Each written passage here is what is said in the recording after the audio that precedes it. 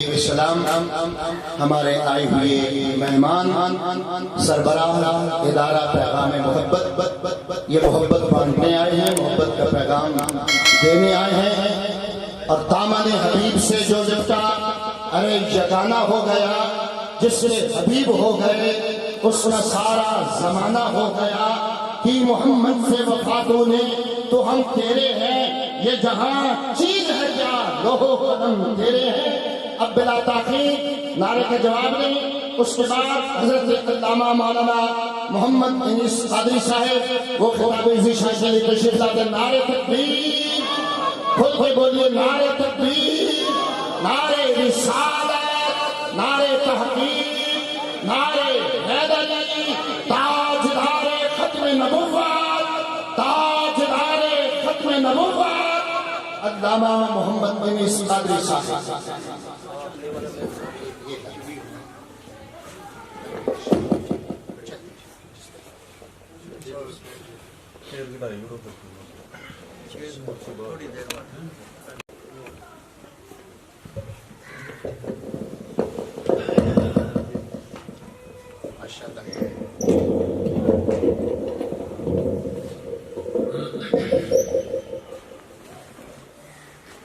الحمدللہ رب العالمین والصلاة والسلام على سید الانبیاء والمرسلین وعلى آلہ واصحابہ اجمعین، اما بعد فاعوذ باللہ من الشیطان الرجیم، بسم اللہ الرحمن الرحیم، الا ان اولیاء اللہ لا خوف علیہم ولا هم يحزنون الذین آمنوا وكانوا يتقون لهم البشرى في الحیاة الدنیا وفي الآخرة لا تبدیل لکلمات اللہ ذلك هو الفوز العظیم۔ صدق اللہ مولانا العظیم وصدق رسوله النبي الكريم الأمين الرؤوف الرحيم۔ إن الله وملائكته يصلون على النبي يا أيها الذين آمنوا صلوا عليه وسلموا تسليما۔ الصلاة والسلام عليك يا سيدي يا رسول الله وعلى آلك وأصحابك يا سيدي يا حبيب الله۔ الصلاة والسلام عليك يا سيدي يا خاتم النبيين وعلى آلك وأصحابك يا سيدي يا خاتم المعصومين۔ معزز و محتشم حضرات علماء کرام، آج یہ عظیم الشان محفل میلاد مصطفیٰ صلی اللہ علیہ وآلہ واصحابہ وسلم اور اس مبارک کی تقریب سعید جس میں ہم سب کو شرکت کی سعادت حاصل ہو رہی ہے، دعا ہے رب الجلال ہم سب کی حاضری اپنی بارگاہ میں قبول فرمائے۔ آج اس عظیم الشان محفل پاک کی قیادت بزرگ عالم دین پیکر اخلاص و محبت محسن اہل سنت حضرت علامہ مولانا محمد احسان رضوی صاحب فرما رہے ہیں، دیگر علماء کرام کی جلوہ افروز ہیں۔ میں نے جو آیات بینات تلاوت کرنے کا شرف عظیم حاصل کیا، دعا ہے رب الجلال حق گوئی کی توفیق عطا فرمائے۔ سنانے اور سننے کے بعد ہم سب کو اس پر عمل کرنے کی توفیق عطا فرمائے۔ احباب ذی وقار، گفتگو کرنے کے مختلف انداز ہوتے ہیں، ہر خطیب کی خطابت کا ایک اپنا انداز ہے، لیکن کوشش یہی ہوتی ہے کہ دوران گفتگو اللہ کا قرآن پڑھا جائے، صاحب قرآن کا فرمان پڑھا جائے۔ قرآن مجید اس کے اندر رب الجلال نے اولیاء کرام کی عظمت اور شان کو بیان فرمایا۔ خالق کائنات نے اپنے پیارے محبوب علیہ السلام کے غلاموں کی عظمت کو قرآن کے اندر بیان فرمایا۔ اس انداز میں بیان فرمایا، فرمایا لوگوں ساری مخلوق اللہ کی ہے، لیکن اللہ کے بندوں میں جن بندوں کا تعلق اپنے رب سے مضبوط ہو جاتا ہے، جن بندوں کی صبح ہو یا ان کی شام ہو، وہ ہر وقت اپنے رب کے ذکر کے اندر مصروف ہو جاتے ہیں، وہ ہر وقت رب کے ذکر کی صداؤں کو بلند کرتے ہیں۔ فرمایا کائنات کا رب ان بندوں کی شان کو اپنے قرآن کے اندر بیان فرماتا ہے۔ خالق کائنات فرماتا ہے الا ان اولیاء اللہ، فرمایا بے شک جو اللہ کے ولی ہے لا خوف علیہم ولا هم یحزنون، فرمایا نہ انہیں کوئی خوف ہے اور نہ ہی وہ غمگین ہوں گے۔ اب جو اللہ کا ولی ہے، فرمایا اس دنیا میں اللہ کا جو ولی ہوتا ہے اس کے اندر کسی کا ڈر نہیں ہوتا، کسی کا خوف نہیں ہوتا، وہ یہ نہیں سوچتا لوگ کیا کہیں گے۔ فرمایا جب بھی وہ اللہ کا ذکر کرتا ہے وہ کسی کا خوف سینے میں نہیں رکھتا، بے خوف ہو کر اللہ کا ذکر بھی کرتا ہے، دین اسلام کی تبلیغ بھی فرماتا ہے۔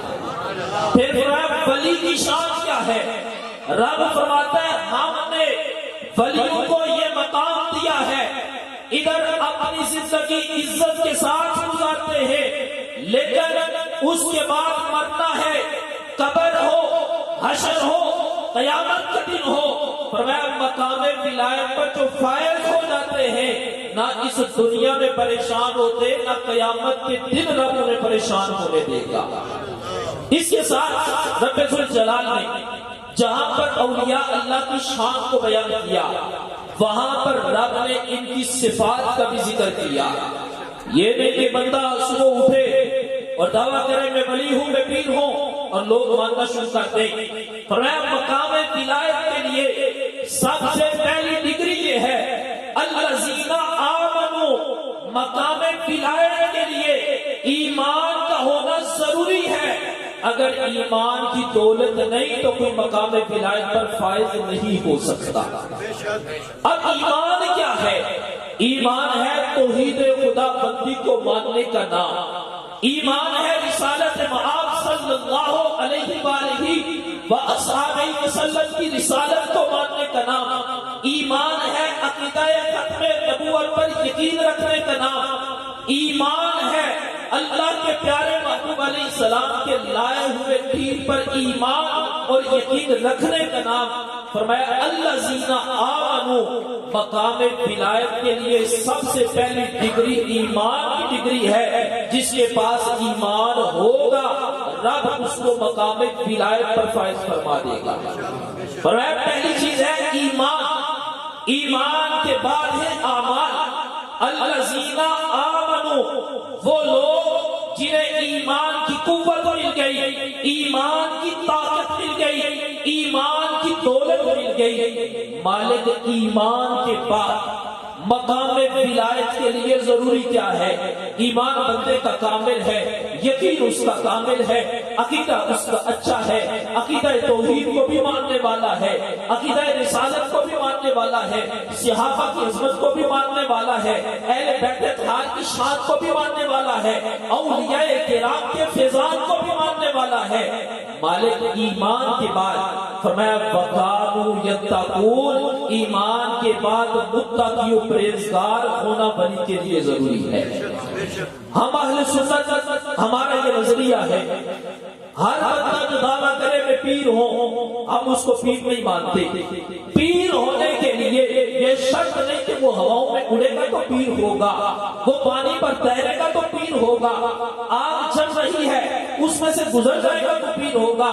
نہیں نہیں، ہواؤں میں اڑ جائے، پانی پر تیر جائے، آگ جل رہی ہو اس میں سے گزر جائے، شریعت کا پابند نہ ہو تو ولی نہیں ہو سکتا۔ ولی ہونے کے لیے ضروری ہے اگرچہ چھوٹی سی جھونپڑی میں رہ کر زندگی گزارتا ہو، شریعت پر عمل کرتا ہو، کائنات کا رب اس کو مقام ولایت پر فائز فرما دیتا ہے۔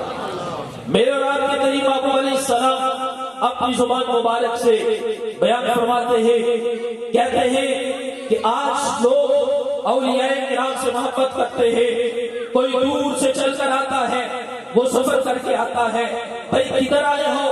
بھائی اللہ کے ولی کو ملنے آیا ہوں، اللہ کے ولی کے مزار پر آیا ہوں۔ کوئی داتا صاحب کے مزار پر جا رہا ہے، کوئی بغداد شریف جا رہا ہے، کوئی بابا فرید الدین گرج شکر کے مزار پر جا رہا ہے، کوئی رومیہ کشمیر کے مزار پر جا رہا ہے۔ بھائی آخر سبب کیا ہے؟ کیوں جاتے ہو؟ اس لیے جاتے ہیں وہ اللہ کے ولی ہے، اللہ سے پیار کرتے ہیں، اللہ کے مقبول بندے ہیں، اس وجہ سے ہم ان کے ساتھ پیار کرتے ہیں۔ میرے بابا علیہ السلام فرماتے ہیں اسی طرح ایک شخص سفر کر رہا تھا، راستے سے گزر رہا تھا، اب وہ جا رہا تھا کسی کو ملنے کے لیے، لیکن جس کو ملنے جا رہا ہے وہ کوئی عام بندہ نہیں، وہ بندہ بڑا خاص تھا۔ اللہ تعالیٰ نے فرشتے کو بھیجا، اے فرشتے جاؤ، جا کر میرے اس بندے سے سوال کرو، اے میرے بندے تو کہاں پہ جا رہا ہے؟ رب ان سے پوچھ رہا ہے۔ وہ بندہ آگے سے کہتا ہے میں فلاں بندے کو ملنے کے لیے جا رہا ہوں۔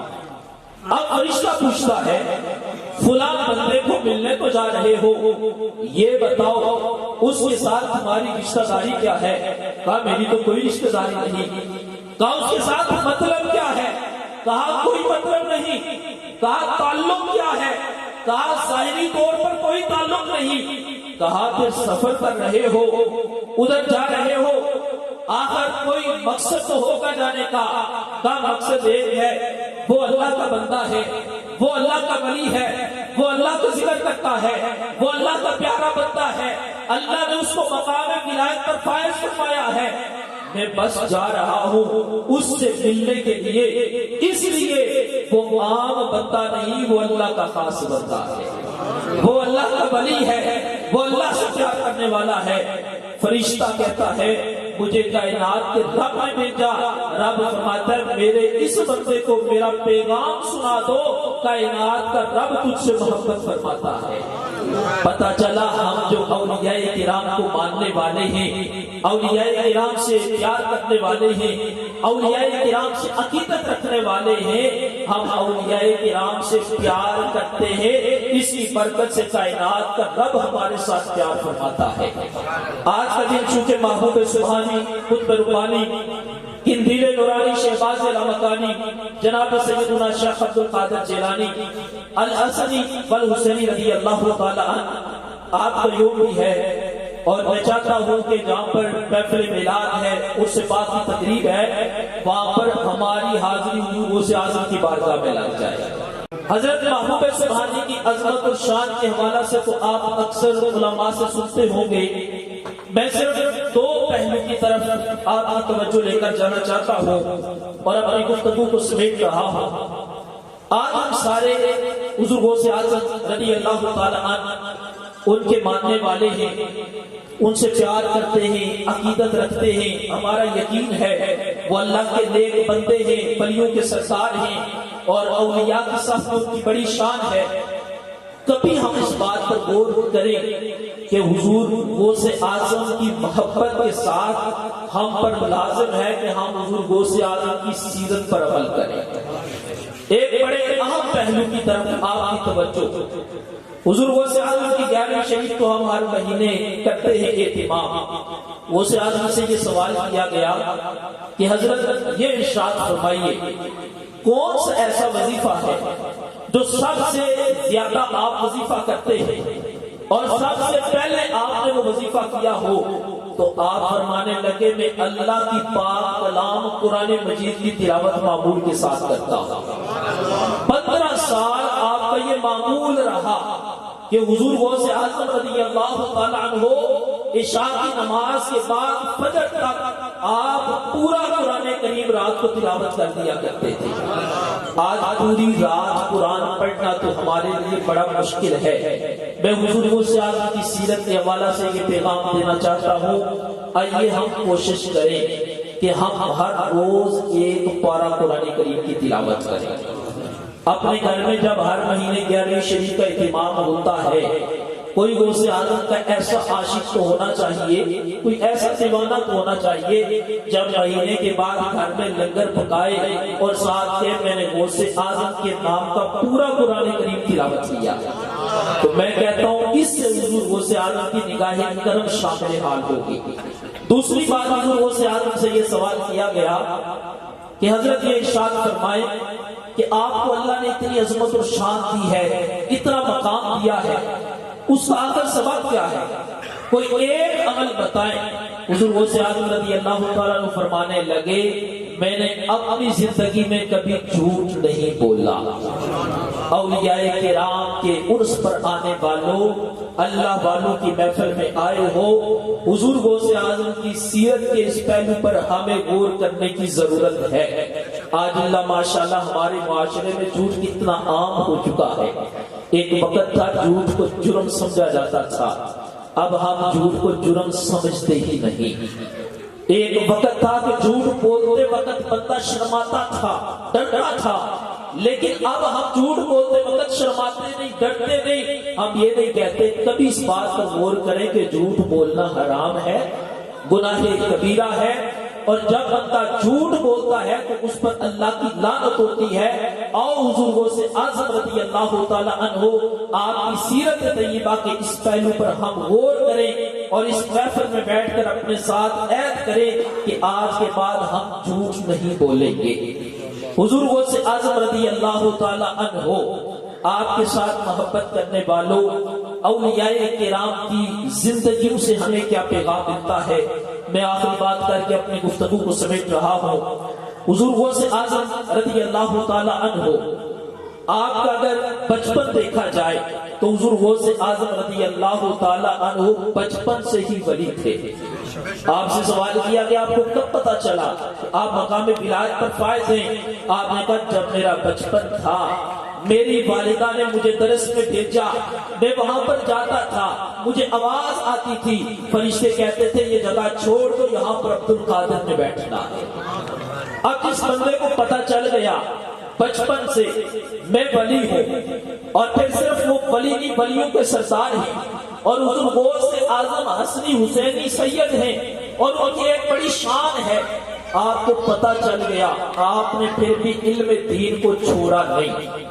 آپ نے کہا مجھے تو پتا چل گیا میں ولی ہوں، آپ نے علم دین کو چھوڑا نہیں، بلکہ پھر بھی آپ علم دین پڑھتے رہے اور علم دین پڑھاتے رہے۔ آج اولیاء کرام مشائخ اعظام کی زندگیوں سے ہمیں یہ سبق ملتا ہے کہ انہوں نے دین اسلام پر عمل کیا، دین کو پڑھا، دین کو پڑھایا۔ آج ضرورت اس عمل کی ہے کہ ہم اولیاء کرام کے نقش قدم پر چلتے ہوئے اپنی اولادوں کو بھی علم دین سکھانے کی کوشش کریں۔ اکثر ہمارے معاشرے میں یہ ہوتا ہے جب کوئی باپ فوت ہو جائے تو بیٹا نماز جنازہ پڑھنے کے بھی قابل نہیں ہوتا۔ یہ ہونا تو یہ چاہیے کہ بیٹا خود نماز جنازہ پڑھائے، لیکن بیٹے کو خود نماز جنازہ پڑھنے کا طریقہ نہیں آ رہا ہوتا۔ یہ ہمارے لیے لمحہ فکریہ ہے۔ کوشش کریں اپنی اولادوں کو، اگر پورا عالم دین نہیں بنا سکتے تو کم از کم جو ضروری مسائل ہیں وہ سکھائیں۔ اللہ تعالیٰ ہم سب کی حاضری اپنی بارگاہ میں قبول فرمائے۔ جن دوستوں نے آج کی اس محفل پاک کا اہتمام کیا، عرس مبارک کی اس تقریب سعید کا اہتمام کیا، رب ذوالجلال سب کی اس کاوش کو اپنی بارگاہ میں قبول فرمائے اور سب کو دنیا اور آخرت میں عزتیں عطا فرمائے۔ ہمارے اس علاقے کی عظیم شخصیت، ہمارے بزرگ اہل سنت کا سرمایہ، جن کا وجود اس علاقے کے لیے باعث رحمت بھی ہے، باعث برکت بھی ہے۔